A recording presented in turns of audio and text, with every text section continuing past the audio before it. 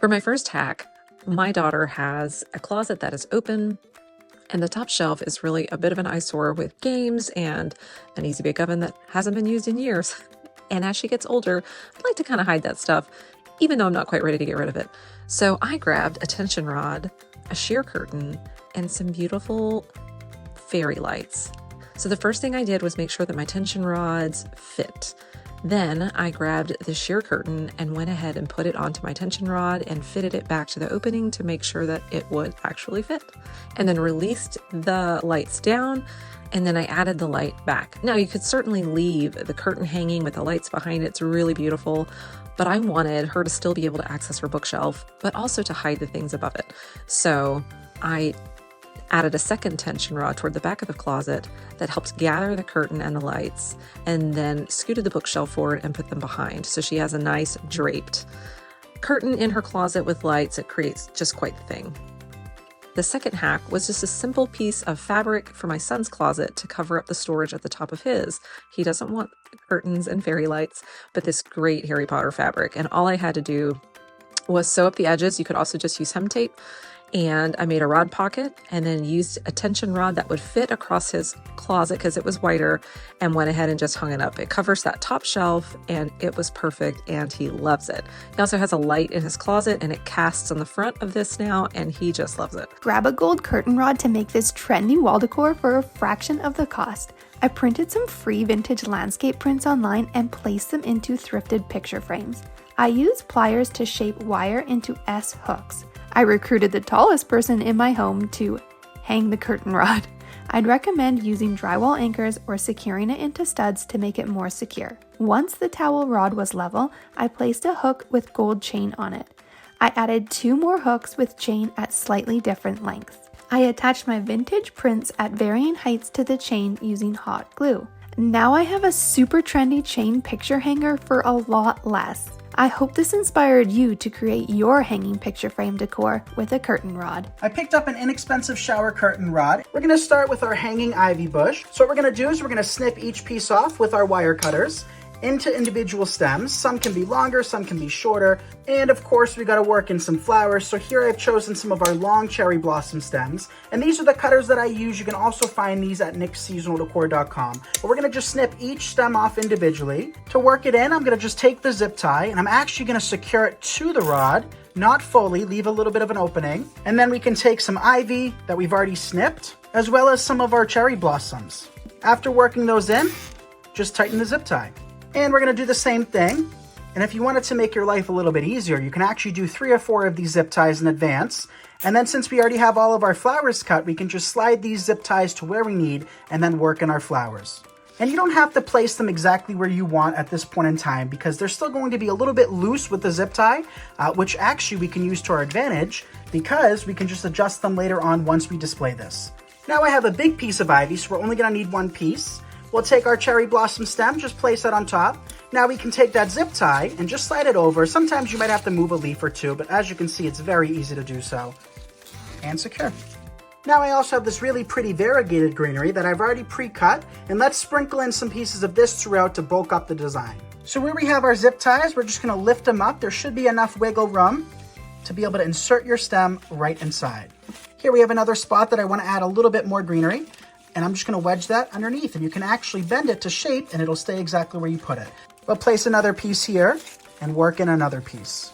And here's how it turned out, you guys. I absolutely love it. I think it looks so pretty above my windowsill. Again, curtain rods come in all shapes, colors, and sizes, so feel free to have some fun and choose your own materials. I used 2 tension rods for this brilliant storage solution. I placed them between my washing machine and wall, which is an awkward, unused space. I made sure they were both level, and then I got a piece of wood to fit on top. I trimmed another scrap piece of wood for the front, and I used a brad nailer to secure them together. I grabbed shelf liner from the dollar store and stuck it to the wood to make it look like one large thick board.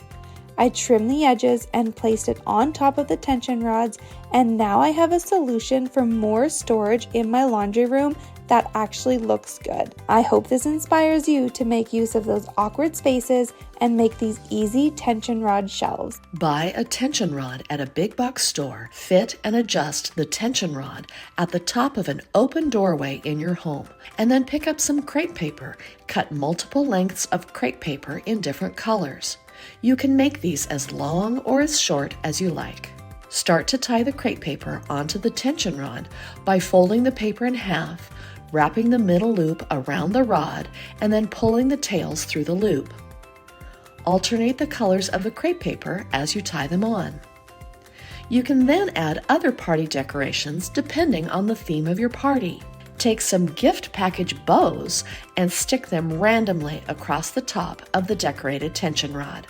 What better way to welcome your friends and family and guests to your party when they walk in the door of your home? For today's project, I'm going to head down to my local hardware store. I'm going to grab some closet poles that expand. I'm also going to grab some brackets. I got a great idea what I'm going to use these for. These poles are really cool. One is larger than the other, but on the end I've got a cap with a screw. I need to take that off. Now I'm going to go inside the house, measure with these poles, put them together from floor to ceiling, and mark the height of my ceiling. Then I need a drill bit for that screw hole, and what I'm going to do is I need to put these two together. So I'm going to mark it exactly the height I need, and I need a pre-drill. When I go through these, what I'm going to do is get it through, and then I'm going to attach it back again with the screw. This is going to be perfect size that I need. Once I get this all put together, the next step is I'm going to take the smallest drill bit I can find and pre-drill. Now, this is a self-tapping screw. Do you see it's got a little drill bit on the end? It's perfect for metal poles. Don't push too hard, but you're going to put that first screw in, just let it go, but don't go all the way because we're going to put that bracket on and slide it into place. Then we can take a pencil and mark exactly where our next screw needs to go. We can go ahead and pre-drill that also and put the screw in, but we need to take it back out because we're just making the hole. Put the bracket in, again, like we did before, slide it right into place as it clamps there, and then we're going to go ahead and put the screw in. Now, don't push too hard, just let the drill do its job. Once we get that first one in, we're going to put the second one, but this one's going to be at a slight angle. We're going to do that, mark the hole just like the first one, and put the screw in and make it secure. Let's head on inside now. We're going to put that bracket that comes with the poles into the ceiling. These are white, so it matches the ceiling, and then we're going to pop it into place. It's actually going to be really secure all the way to the floor. Now, let's take some twine because we're going to hang some plants, but we're going to do this ourselves. We're going to put a knot in a nice big loop. You can just go ahead and make this loop any size you want, from big to small. Make sure that knot is secure. And then what we're going to do is take it, fold it up just like you see in the picture right here, and then we're going to give it a little twist right at the end of that first inside loop. Take your plant and we're going to place it right on top of where the strings cross. Now take that top loop, fold it up and over and back through again. Give it a little tug and we're going to pull some of that slack out. Then take that top loop and fold it over the plant. With the little side magic right here, we're going to pull it over and back through again, and then go ahead and take all that slack out slowly but surely, and watch this. It's going to pull against our pot and it's going to hang really nice. Look at that. I can do with all of those, and I made my own hanging plants. Once I hang all of these up, make them secure and straight, and it looks great hanging right in the corner. It was actually a pretty dull corner to begin with, and now I've got some plants hanging up right inside. I hope you enjoyed this project as much as I did. Thank you for watching Home Talk, and we'll catch you next time.